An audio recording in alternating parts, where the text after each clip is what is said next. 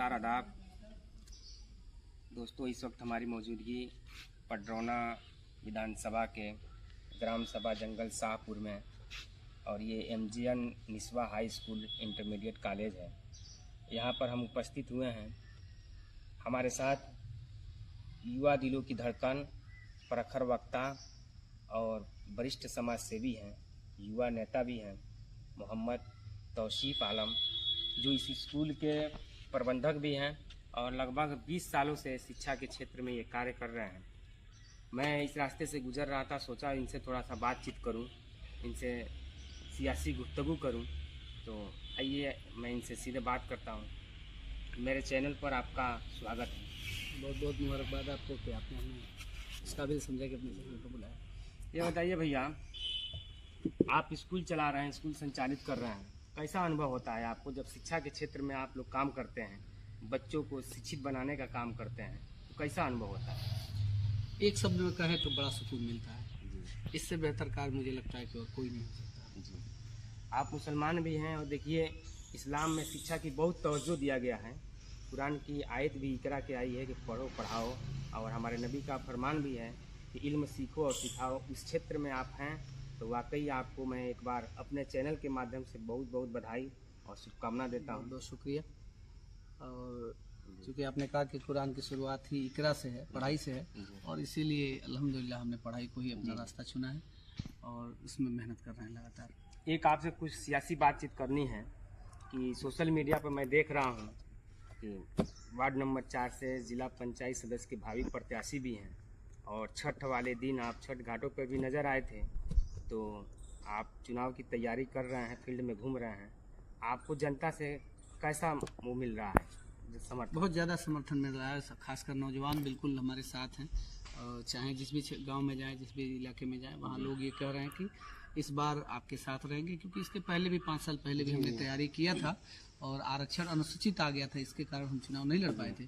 तो इस बार थोड़ा सा, एक बार कहते हैं ना कि दूध का जला छाछ भी फूंक कर पीता है, तो एक बार वो हो चुका है कि आरक्षण की वजह से नुकसान हो चुका है। तो इस बार फिर से मैं चाहता हूं कि तैयारी तो है, लेकिन आरक्षण आने के बाद से पूरी तरह से आदमी मैदान में उतरेगा। आरक्षण के इंतजार में फिलहाल मैं लोगों से मिल रहा हूं, लोगों से बातचीत कर रहा हूं, अपनी बात रख रहा हूं कि अगर आरक्षण और संविधान ने हमें मौका दिया तो मैं इस बार जरूर वार्ड नंबर 4 से प्रत्याशी रहूँगा। क्षेत्र में आप घूम रहे हैं लगातार, हमको लग रहा है कि आप पूरे 5 साल से घूम रहे हैं, उससे पहले भी आप घूमे हैं और आप बता रहे हैं कि पूर्व में भी मैं तैयारी किया था, आरक्षण नहीं आया तो कोई दूसरा आदमी लड़े थे, आप उसको समर्थन भी किए थे।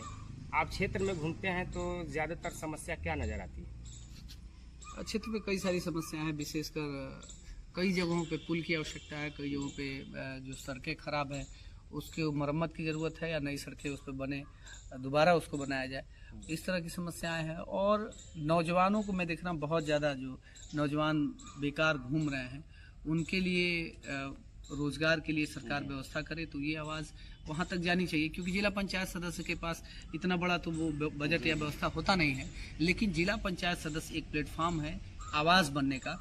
और इंशाअल्लाह मैं कोशिश करूंगा कि इस वार्ड के नौजवानों की मैं आवाज़ बन सकूं, उनकी बात को सरकार तक पहुंचा सकूं, वो एक माध्यम बनने की कोशिश करूंगा। जनता आपको जनप्रतिनिधि चुनती है तो नौजवानों के लिए आप काम करेंगे, इसका मतलब। और खेल कूद की ग्राउंड की भी व्यवस्था आपके अंतर्गत आता है, तो इस पर आप क्या कहेंगे? नौजवानों के लिए विशेष अब खेल की बात कर रहे हैं तो खेल से मुझे बचपन से ही लगाव रहा है। मैं खुद एक खिलाड़ी रहा हूँ और लगभग सभी खेलों में प्रतिभाग करता रहा हूँ। तो इस क्षेत्र में मैं देखता हूँ तो प्रतिभा की कोई कमी नहीं है, लड़कों में प्रतिभा है, दम है, दमखम है, और वो चाहते भी हैं खेलना, लेकिन उनको उस तरह का व्यवस्था नहीं मिल पाता है। तो अगर एक जिला पंचायत सदस्य होने के नाते अगर मैं जीतता हूँ और इस क्षेत्र में मुझे जनता हमें भेजती है आगे, तो मैं जहाँ तक कोशिश हो सके था, अगर सरकार तक पहुंचने का या DM स्तर से हो पाए या जिस स्तर पे हो पाए, वहां तक मैं जाकर उनकी बात रख सकता हूं, उनके लिए लड़ सकता हूं, उनके लिए कोशिश कर सकता हूं कि इस क्षेत्र में अच्छी खेल व्यवस्था हो पाए, अच्छे ग्राउंड मिले, उन नौजवानों को एक प्लेटफॉर्म मिल पाए कि खेलों में उनका प्रतिभा। अच्छा भैया, आप जिस वार्ड से तैयारी कर रहे हैं, इस वार्ड में जहाँ तक मैं समझता हूँ यहाँ कोई मुस्लिम लीडर अभी तक चुनाव नहीं जीत पाया है।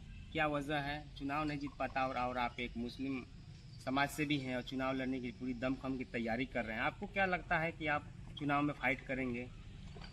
इसके दो सवाल हो सकते हैं। एक तो ये है कि मुसलमान हमेशा से जो वोट देता आया है वो दो तरीके से दिया रहा है। वो भय में वोट देता रहा है। बीजेपी को या तो हराता है और या फिर बीजेपी को जहां नहीं भी हराता है वहां मजबूत कैंडिडेट जो मजबूत आदमी हो, बहुत धन बल से हर तरह से, यानी कि सुरक्षा की भावना में रहता है, भय की भावना में है। इस भय ने उसका ये नुकसान किया कि उसके समाज से लीडरशिप धीरे धीरे खत्म हो गई है। हालांकि डरना सिर्फ अल्लाह से चाहिए। तो ये जब इस जहन से दूर हो जाएगा कि डर के कोई भी चुनाव नहीं होता है, डर के वोट नहीं किया जाए, बल्कि हर समाज अपनी लड़ाई लड़ रहा है, अपने हक और हुकूक मांग रहा है, तो फिर मुसलमान अपने बीच के नेता को क्यों नहीं खड़ा कर सकता है? वो क्यों डर रहा है? उसको क्यों डरना चाहिए? उसको डरना नहीं चाहिए। तो इसलिए हम लोग अपनी भागीदारी, अपनी हिस्सेदारी के लिए लड़ रहे हैं कि हमारे समाज से भी लोगों को वोट मिलना चाहिए, क्योंकि ये समाज हमेशा से, जिस समाज को हमेशा से वोट देता आया है, मैं उस समाज से विशेष तौर से पहले अपील करूंगा कि आपको हमेशा से इस मुसलमानों ने नेता बनाया, आगे बढ़ाया है, चाहे वो छोटे चुनाव हो या फिर राष्ट्रीय स्तर के चुनाव, लोकसभा तक के चुनाव में जिस समाज को सबसे ज्यादा मुसलमानों ने वोट किया है, उस समाज से मैं विशेषकर अपील करूंगा कि इस बार के चुनाव में आप मुसलमानों को वोट करिए। ये थे जनाब मोहम्मद तौसीफ साहब, इनसे हमारी सियासी गुफ्तगू हुई है और ये छोटा सा वीडियो है। आप हमारे वीडियो को